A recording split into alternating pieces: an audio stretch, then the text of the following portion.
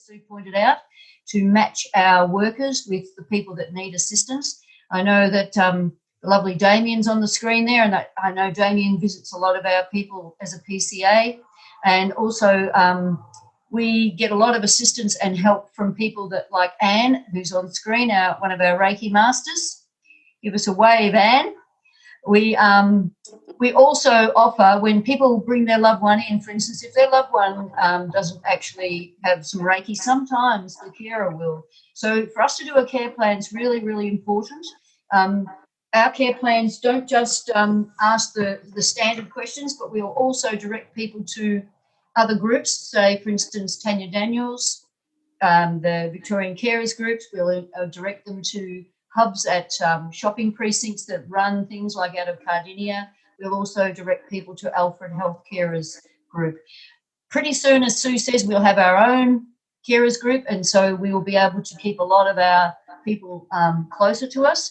But we see it as a really significant and important part of our work to do that holistic care and to look after the carers. So I don't want to talk any further and cover ground that others have covered, just to say it's delightful to see so many people respond today to this Zoom meeting. And I'm just wondering, Libby Goy, if you wouldn't mind to be able to say to us a few things about your interaction with us. We had Libby's lovely husband, John, with us for quite some time. And then we'll ask Marianne if she'd like to speak about her lovely husband, Lloyd, who was with us for some time as well. So if Libby Goy can be unmuted, the floor is yours, lovely Libby. Thanks, Pamela.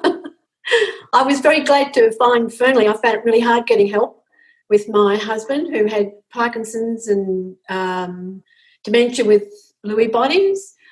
I spent ages on the phone trying to get help. I didn't know about Carers Victoria. So when I found out about Fernlea through Marianne, actually, we were at a aerobics class and she was talking about this wonderful place that she was taking her husband. And she still is part-time working, so she needed help. I had a lot of good help from my family. But Fernlea was the best place. I guess it took me probably 6 to 12, maybe not 12 months, but certainly a long time to find help. And when I did, it was really fantastic and a great relief to find somewhere where John was happy to go to and not think, oh, he's amongst all these old people, because all your staff were a mixture of ages, which is, I think, important. He loved the food and he loved everyone there, and it was a great help for me. And I was very sorry when his dementia got on top of him and he ended up in hospital and then had to go to residential care. And I always sort of hoped that one day Fernlea would open up as residential care.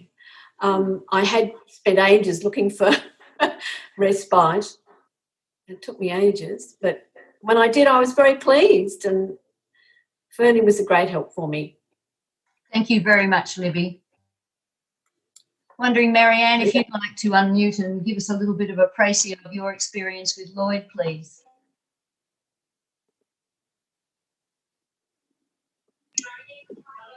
Yeah, I too was very grateful to Fernlea, and just happened to notice that when I was working at St John of God in Berwick years ago, I noticed their little group there and made some inquiries, and can still remember the day Pamela came to our home and spoke to us. And Lloyd just received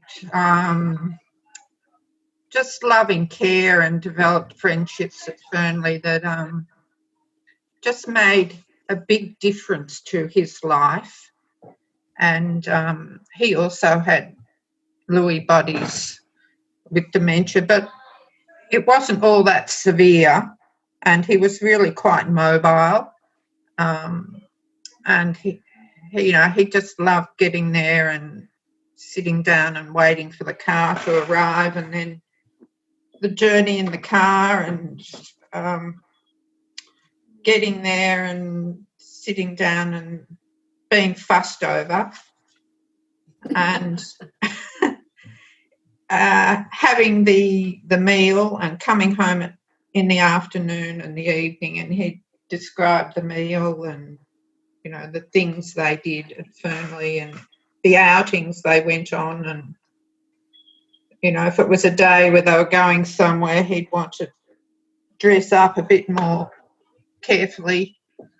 But it really did give his last few years a lot of purpose and reason to get up in the mornings. And when the Christmas breaks came, he'd ask if he was going to Fernlea that day, and I'd say, no, you've got to stay home with me. And I could see he was clearly disappointed. He got much more out of a day at Fernlea than a day at home, and the volunteers were just priceless to us and to our family, and they settled Lloyd at home because I usually wasn't there when he came home, and look after the dog and speak to my granddaughter when we were there. So it was all a very sort of harmonious affair. Everybody sort of respected everybody else, and there was a great appreciation from all our family. And it was very sad when Lloyd couldn't go there any longer. But he died in February this year, and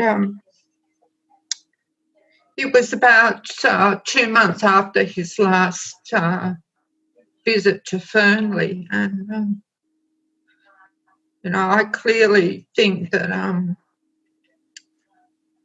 it made a massive difference to his life to have had the experience there, and we will be eternally grateful to you all. Thanks very much. Thank you very much, Marianne and Libby. It's always a pleasure to hear firsthand from people that are involved with Fernlea. Thank you very much. Really appreciate it. Okay, Lynn, thank you. Yes, thanks very much, Libby and Marianne and Pamela. That was very, very, very lovely to listen to and to hear. We have got the time where it's 12 o'clock, and I would like to open up to Q&A. We do have a short video that was put together by another Div 1 nurse out of Wantirna Health, which talks about plans for over 75s. We have recorded the session, and I'm hoping that is okay with everyone. We've done that really so we can share it with the participants who have come along today, and to also share with carers who use our services. So I will include the video that has been put together by Amika on the over 75s. But I thought I would like to open it now just for some Q&A. If anyone's got any questions they'd like to ask. I know I did pop one in there, and I guess it is to our carers. It's really interesting to know what carers are looking for from a service provider, and what are the critical things. Because we're always trying to improve our care and our service, and it would be just good to know, how you make those decisions. Is it the connections with the people? Is it the trust? Is it the location? Maybe it's all of those things, but it would be interesting to hear how you make your decision.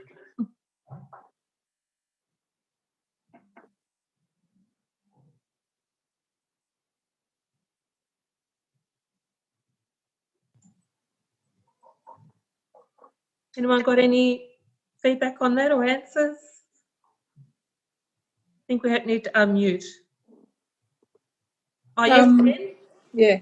I've had very little experience with you, of course, because of the COVID up at Emerald, but that certainly was an attraction to be able to go up to a nice country place, and also to tell my husband that he was going out for lunch, and he was very pleased to do that, and that really got him going into getting up there.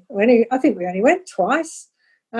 Because of that was in the middle of the year. He was assessed after a stint in St John of God for falling over again, and so yes, we only sort of started on this journey in March.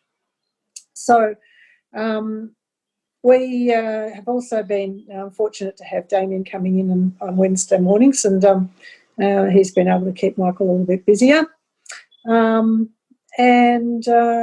what we're looking for is what you've got, basically, excepting that I really would like to know if anyone knows of any cottage homes or anything like that someone could stay for a few days if I want to go up the country, which is where I want to go. Won't be able to go for a while, so it's not terribly urgent. But yes, that's the only other thing I really need to find out at the moment.